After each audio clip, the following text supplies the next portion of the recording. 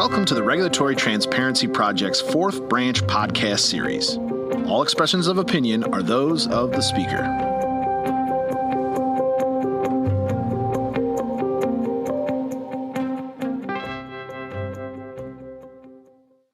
Hello, and welcome to the Regulatory Transparency Project's podcast. My name is Marie Blanchard, and I am an Assistant Director of the Regulatory Transparency Project.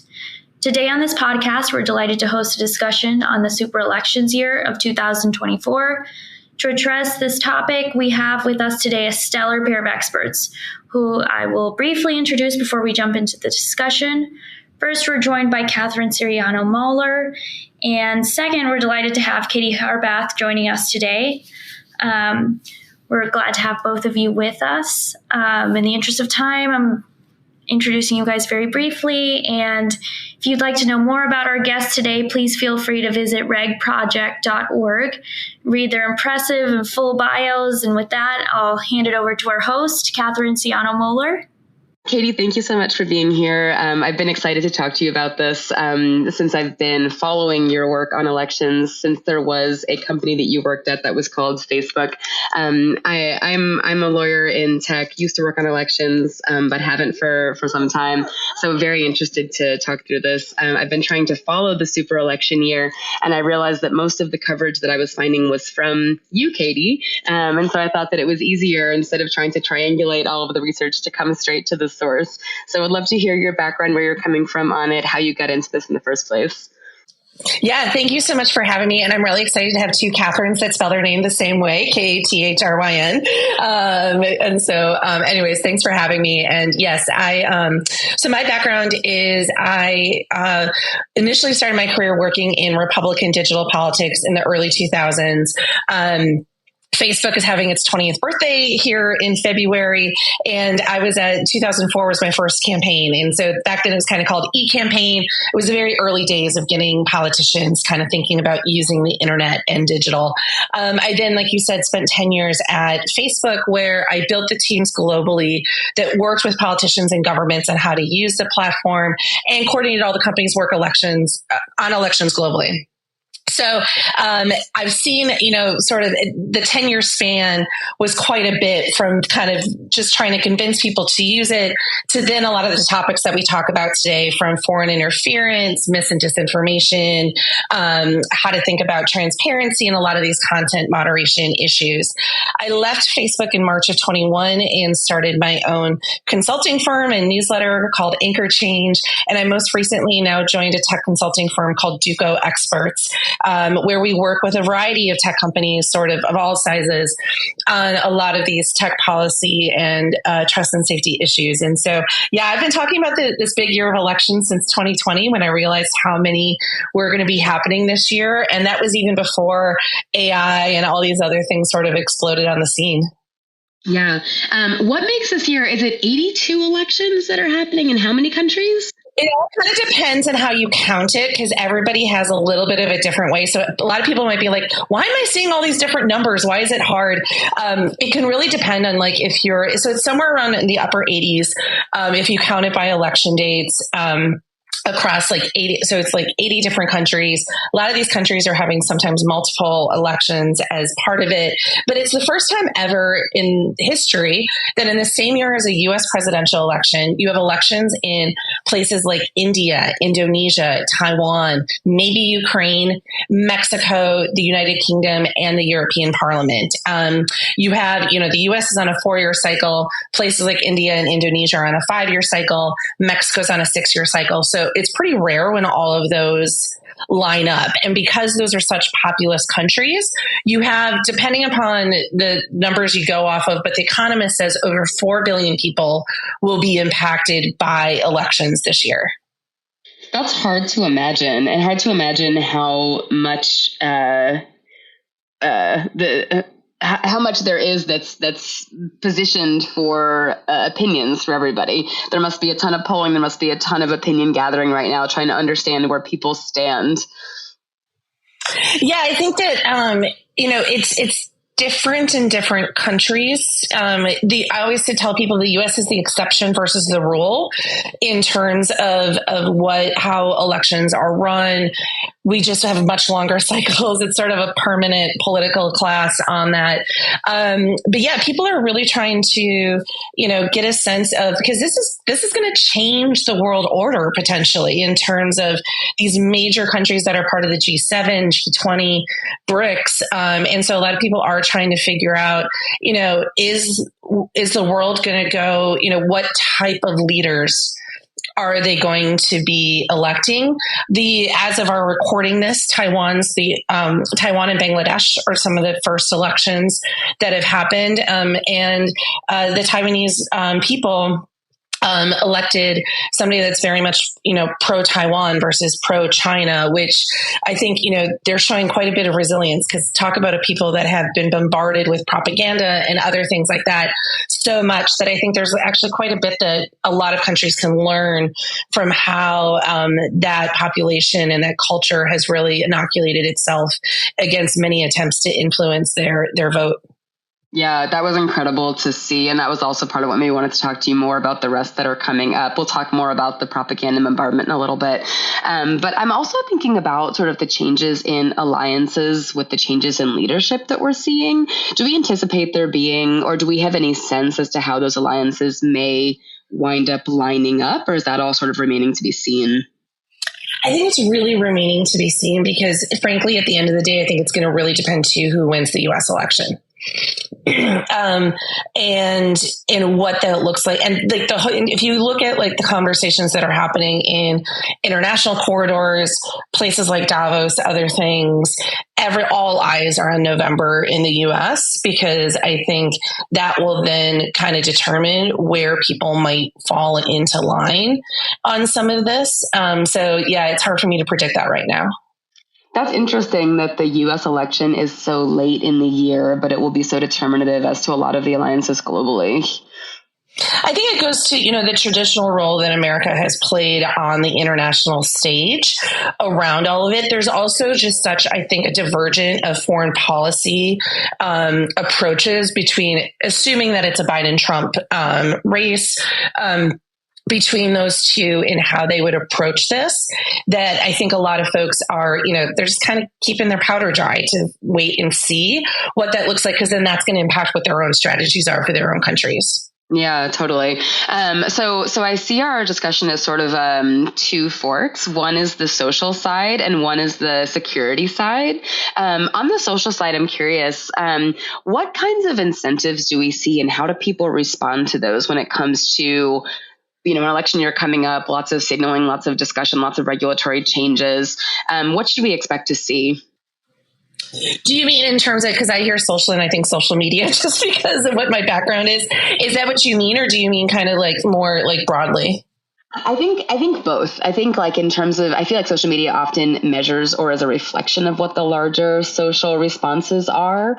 And I can imagine that there will be, we're obviously seeing changes across like which platforms serve which roles and those sorts of things. So just curious about what role you think social plays. I know it's sort of evolved over the years, but I'm curious to hear your thoughts about what role I guess social media plays in reflecting that side of it. Well, and I think that one thing there's a lot of things that are really different about 2024 than past elections. And I think the first of those is you actually have a lot of different online platforms that people are using to get information in which to communicate. You have your legacy platforms, your Facebooks, your Googles, stuff like that. And, even though a lot of people, like if you're an American listening to this, you may be like, I don't use the Blue app anymore. The Facebook app, but it's actually still quite popular in many places around the world. But you also have newer apps like TikTok, you have Telegram, you have messaging apps that people are using a lot more in which to communicate with people. You also have, I find that podcasts are starting to grow in popularity. So it's a much more fragmented environment too, that people are using in which to communicate. And you have kind of different communities in each of those, but then you also have information being spread across them. As part of that, I do think that people have gotten a lot more resilient to, whether or not, like, just to be aware that there might be mis and disinformation out there. Obviously, AI is kind of pouring an accelerant on that a little bit, of maybe making that even a little bit harder. But then you also really have this much more pronounced fragmentation around how people feel about how content should be moderated online. And at least in the US, when you look at polling, it's very different between the left and the right. Democrats tend to be more willing to have more content be taken down, whereas folks on the right tend to want to keep more content up. And this is going to just continue to be a constant tension, especially with the companies trying to figure out what to do in this space, and also kind of waiting to see where there's a bunch of Supreme Court decisions that could come down on this. Another aspect of this, too, that I think is interesting is, unlike in previous election cycles, you're also going to have candidates on different sides of the aisle kind of having this moral debate with themselves about which platforms they're even on. So I know many Republicans are hesitant to be on TikTok because of the Chinese backing of their parent company. I know on the left, some folks very much disagree with decisions Elon Musk is making on X and other things like that, and will be like, I'm going to leave that. There's been issues with Substack. And so it's becoming a part of the debate in a different way than I've necessarily seen in the past. Yeah, that makes sense. I also wouldn't be surprised if the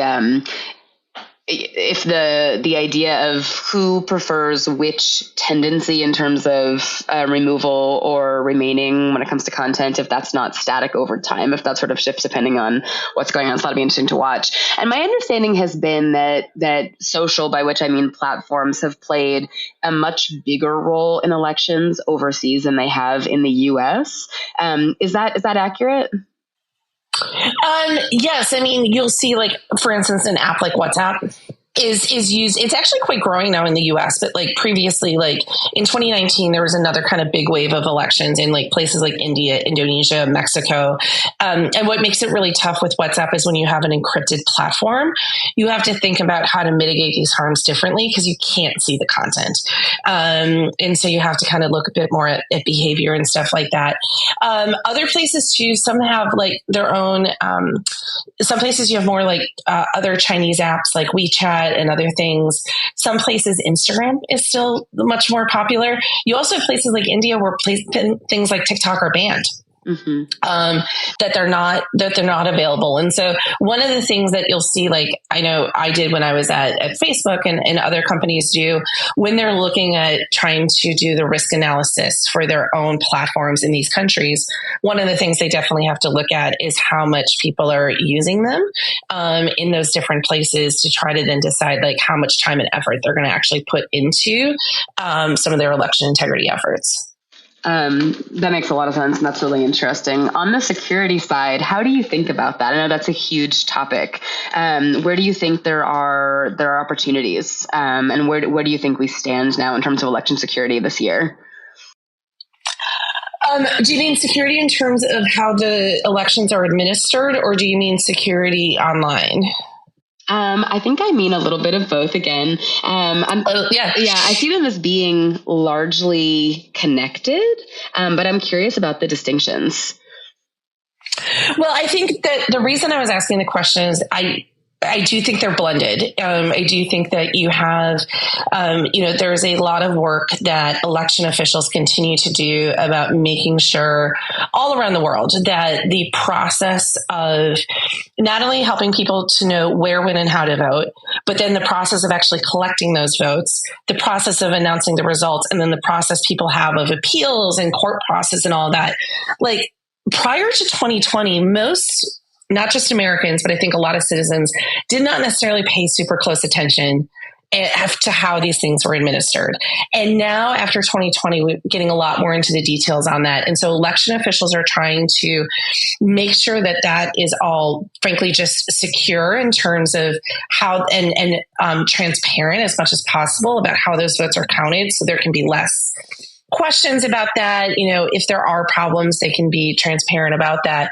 But then they also have to think about communicating that well to the public. And one of the biggest challenges, this is in the US, through the Bipartisan Policy Center, we've done some polling both in 22 and more recently, that has sort of shown that people actually generally trust how the votes in their community are counted. They don't trust how they're counted in other places in the states because different states have different rules. And so that's a new challenge of thinking about, again, towards like both the actual security of elections, but the perception of the security of elections for people that we have to think about and of how you do that across the entire country. And then I think the other thing too is we're thinking about this, foreign interference is still a problem. And one of the things that we oftentimes see is for bad actors or people who want to negatively influence the information environment around these election type stuff.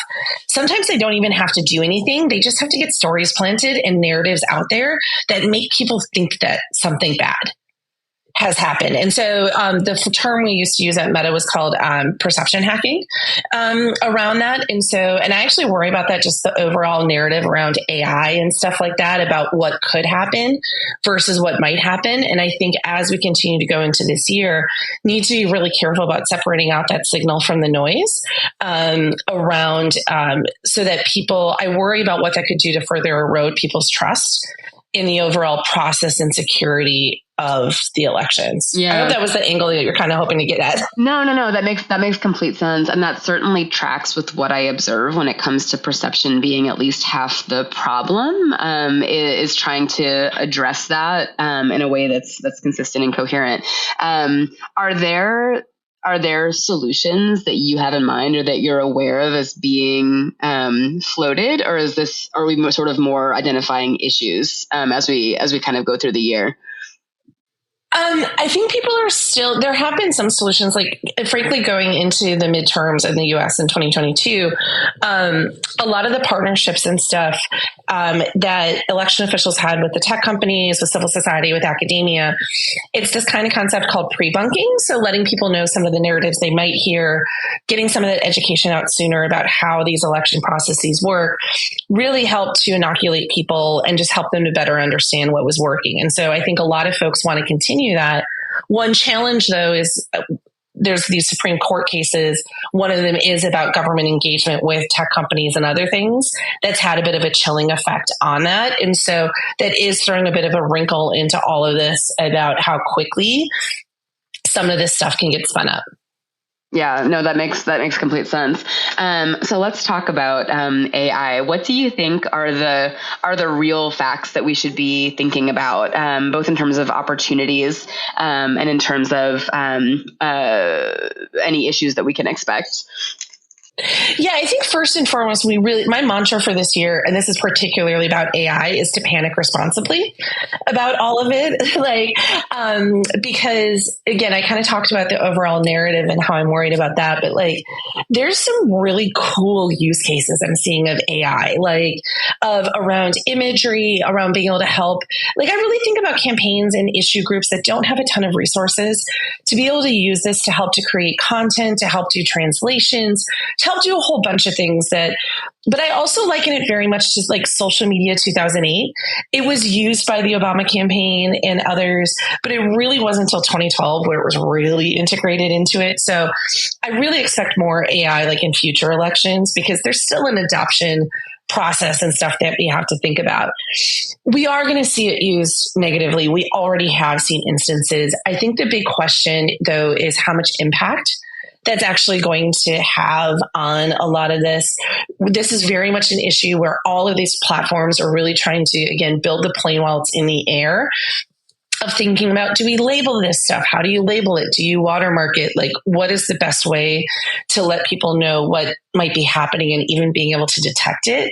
A lot of these platforms are just straight out saying no political use whatsoever of our AI tools, but people are already finding ways around that. I'm most worried about right now is audio deepfakes, because on the audio side, you just have less contextual clues than you do a video one.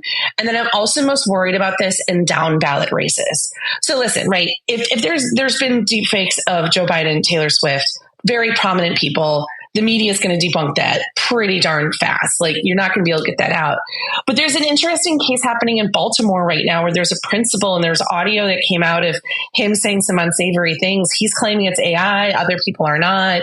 What's the truth? Like, what happens when that comes out about a congressional candidate, a city council candidate, where with local news being so decimated and fact checkers completely overwhelmed, are you going to be able to have the mechanisms to try to show whether or not something's true or not? There is something that I'm particularly maybe worried about of what that could look like. And at those down ballot races, you have more of an opportunity where just a few votes swinging something could really decide the winner. Yeah, that makes complete sense. And in terms of the perception, I have wondered whether people are receptive to some of these things. I feel like maybe it's just from where I sit in Washington, D.C. Everything I see, I wonder is this real? What's really behind this? But I don't know if that plays, broadly and globally. I'm sure that this election will be one where there'll be a lot of testing to see what perception is available.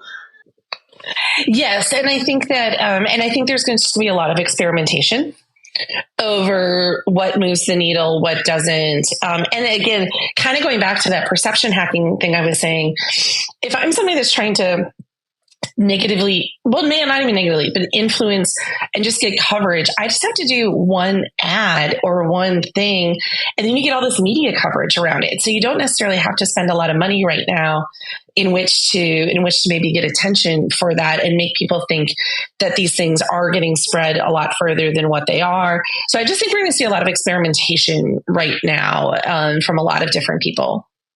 Yeah, so maybe a year when we see like what the gamut is of opportunities, and then we'll be able to see it flesh out from there. Yeah, absolutely. Yeah.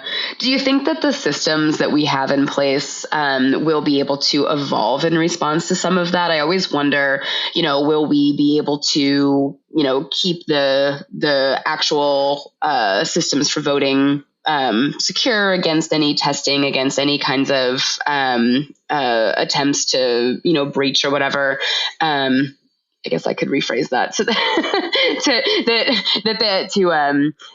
to breach or to interfere with any of the actual systems.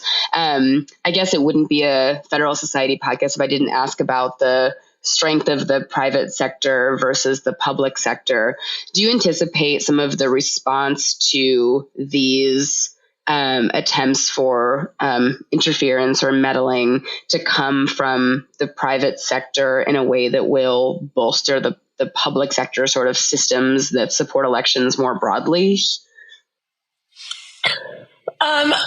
Well, I think that you're going to see like the private sector, at least in terms of like protecting these systems, like you're going to see the self-regulatory component first versus any sort of necessarily regulation from the public sector, because the public sector generally moves a little bit slower on this. But this is where I think the partnership comes in, is really important between the two, because they each have roles that they have to play and like what information they can see and what they know. And so that's why, I think a lot of people are concerned about this chilling effect again of those folks not partnering as much at the moment.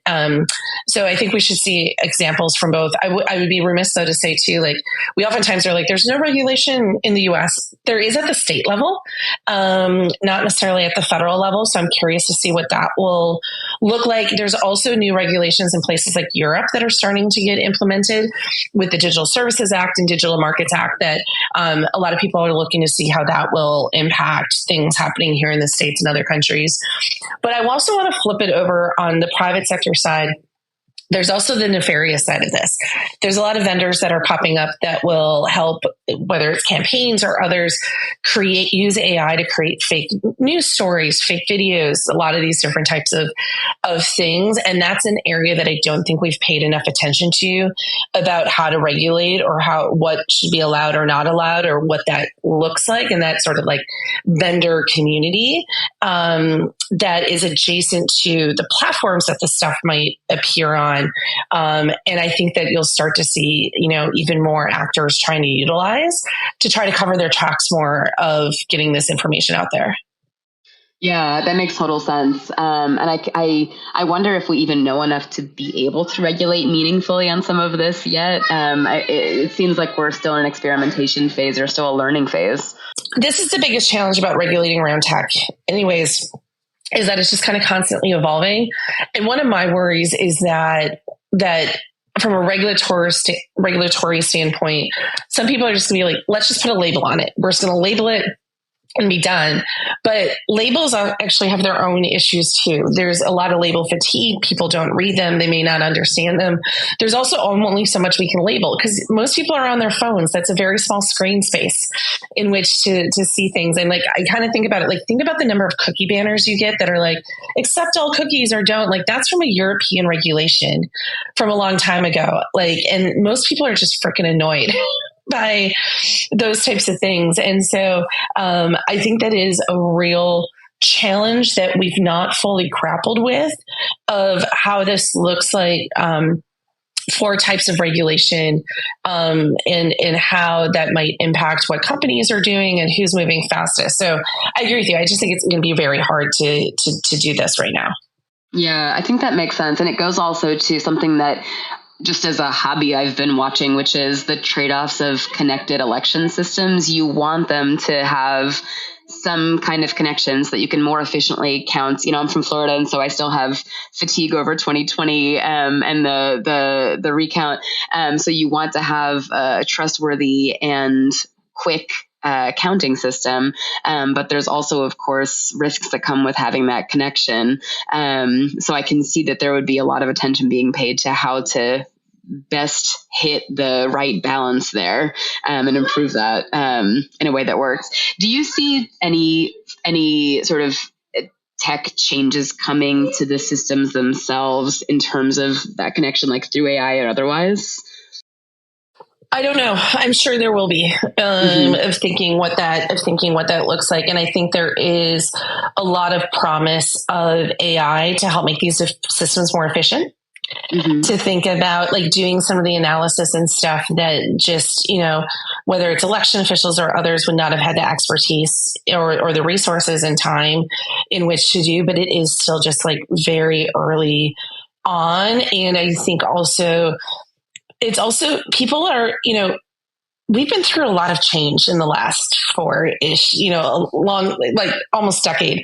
And I think people are fearful of, they just, when you have it where we're just like, we don't know, that can make people, I think, really fearful. And then to have a tendency to not want to use any of the new technology at all. Whereas, again, kind of going back to that panic responsibly line I had, I think it's really important of like, still like the genie's out of the bottle. We're not putting it back in.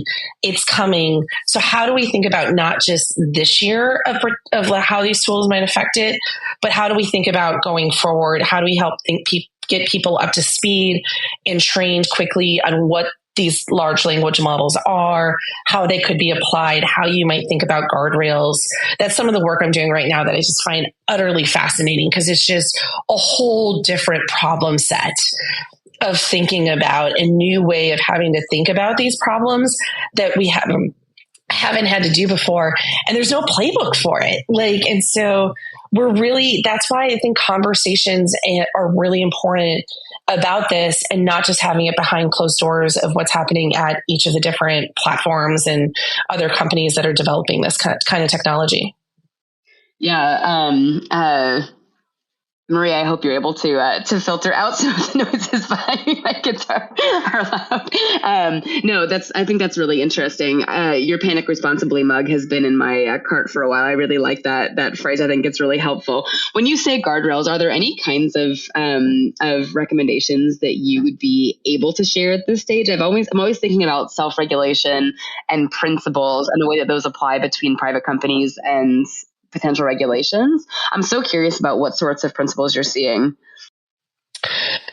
I mean, right now, a lot of the principles that I'm seeing from folks are just like to ban political use of their tools until they figure out what those guardrails should be. I think one of the challenges, and then they're also really thinking about, I think first and foremost, how to incorporate authoritative information into their tools, where you're pulling that from, how you define that. different questions like that, because we are still very much debating other guardrails and what should be allowed or not allowed. I also think too that there's sort of this question of a lot of these companies, they want to think about the policies, but they're limited in how proactively they can enforce them. And so they might have to be more reactive. And so I think one thing, at least I would like to see a bit more from the companies and stuff, is a bit more transparency into not only their decision-making process on that, but also sort of level setting with people about how effective they're going to be in proactively finding these things versus not. Because I think that a lot of folks just have this, they think everything should be able to be proactively found right away. They don't understand that, these tools are still evolving. They've come a long way, but they still have a long way to go of what this looks like. And you're never going to hit 100% accuracy on that. And that's a really hard conversation to have when you're also just in this bigger techlash environment that's been going on since post 2016. So it makes it really hard to have some of these nuanced conversations, at least in public. You are seeing a bit more in private. And this is something too where I'd really like to see, I really think there's opportunity for civil society, academia. You also have a lot, because if there's a silver lining to the tech layoffs, you have a lot of people that have been inside these companies that are now outside these companies who have worked on this stuff a ton. Like two folks I know really well just wrote a piece about using large language models for content moderation through Stanford. And that's the kind of stuff that I think can be built that then many platforms can incorporate into their thinking rather than everyone kind of thinking about it individually. Yeah, no, that's really interesting. I've been thinking about this mega election year as being the culmination of a lot of work, but actually what it sounds like is that it's the bottom layer. We're in a tech universe that we couldn't have anticipated 4 years ago. A lot of the risks and benefits and tools are fundamentally different than what we are sort of used to seeing or used to using. And so it seems like it's going to be instead of a major output year, it's going to be a major intake year in terms of learning and figuring out what the responses will be. 100%. And I think that this is, there's no finish line to this work. There's always going to be new problems and twists and turns. And as you were talking about that, the metaphor of Mario Kart came to my head. And let me explain for a second. Because when you there's levels of Mario Kart that are super easy and you don't have that many obstacles. And I kind of think about that about early days social media. And then I feel every sort of election around the world and every year we're up leveling and it's getting and we're now in Rainbow Road type level where it's just super hard and there's all different sorts of things that could happen and unknowns that might come at us around that. And so that's what makes it really hard. You learn from each election cycle, and you have to keep building upon that around this. And so I do think there will be a lot of outputs on this cycle, but I also think there will be a lot of inputs. And this is for me just going to be a very formative and milestone of a year that's really, I think, going to set at least the next decade of how we think about technology and elections in particular, and the new problem sets that we have, again, how AI is incorporated into it. I think there's going to be a lot more conversations about how speech is handled and how we hold people accountable for that speech and how the relationships between governments and these companies work. It's just a whole new era that we're going into. So that was my long-winded answers of saying I think it's going to be a little bit of both. I guess that's always true. But it's helpful to think of it in those terms. Also, the Mario Kart analogy works because you have lots of dramatic and intense flips as a matter of course. So I like that. Yeah, you do. And you could go off the road and it's I literally it just popped into my brain. So I'm probably going to use that metaphor a lot more. I actually like that more and more for elections because I also think a lot of the players in Mario Kart are similar to the players in elections. I can now see a lot of. We're going to take this way too far. It's not as on point as Veep, but it's not off point. Yeah, exactly. What questions am I not asking? Anything else that you want to share from your wisdom and experience? I think the one thing, especially for the group that's probably listening to this type of podcast, that I'm going to guess is a bit nerdier than a lot of other folks, is as we're having these conversations around content moderation, censorship, things of that nature. One of the things that I would really like to see the conversation focus on a little bit more is how we draw the lines on some of these policies and how we think about what these penalties might be, and how our expectations, and not just the role of what the tech companies should have, but again, regulators and others around what this might look like. And also really starting to make sure that we're thinking about and a lot of people are trying to study what the actual impacts of a lot of this stuff are. And so just encourage folks to really, if you have that opportunity, really try to get into the nuance of this stuff, because it's not as, I have my own podcast. I call it Possible Trade-offs, because these are really hard questions that these companies and regulators and others are trying to answer. And there really aren't easy answers to it when you really start digging underneath the surface. And I think it's worth us trying to do a little bit more of that digging as we're trying to figure out the right path forward. I think that's really interesting, and I'm glad you put the podcast name in there so we can make sure that gets out there. This is really, really interesting. I think we may even talk further later in the cycle as we watch these go. Yeah. Are there any particular elections that you're watching? Taiwan was obviously top of mind for a lot of folks, but are there any in particular that you think will be telling or indicative of where things will go? Yeah. So Indonesia's here on February 14th, and there's really how the campaigns are using AI there, not in nefarious purposes, just overall, is unlike something I'm seeing anywhere else around the world. And so I'm really keeping an eye on that. India's elections are always huge, always fascinating. Those will happen they have multiple, 6 or 8 election days over the course of 6 or 8 weeks. We don't know their dates yet, but that'll probably be here in March, April, May time frame for sure. I'm definitely watching Mexico as well, just because given in the US, the conversation around the border and everything else like that, I think that will be a huge one as well. But listen, there's practically an election almost every single week that's happening all around the globe. And so I think the important thing too, is folks are watching this, is also trying to see how different issues and themes travel across these elections, and if there's similarities or not. But those are a couple of the ones that I would definitely keep an eye on. Oh, it's like an Olympics year for a very particular type of nerd.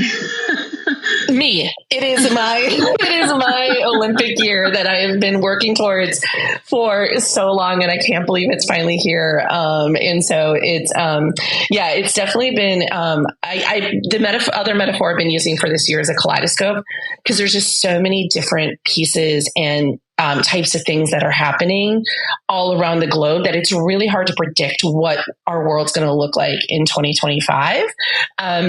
All I know is that I think it's going to look drastically different.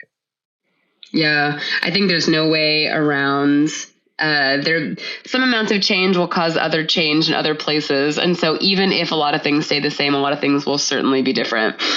Yes, 100%. Yeah. Well, thank you so much. This has been really interesting, really, really fascinating. So thanks so much for joining. Yeah, thanks for having me. And thanks, Marie. Thank you so much to you both. This has been really, really interesting to listen to. And so thanks for recording with us.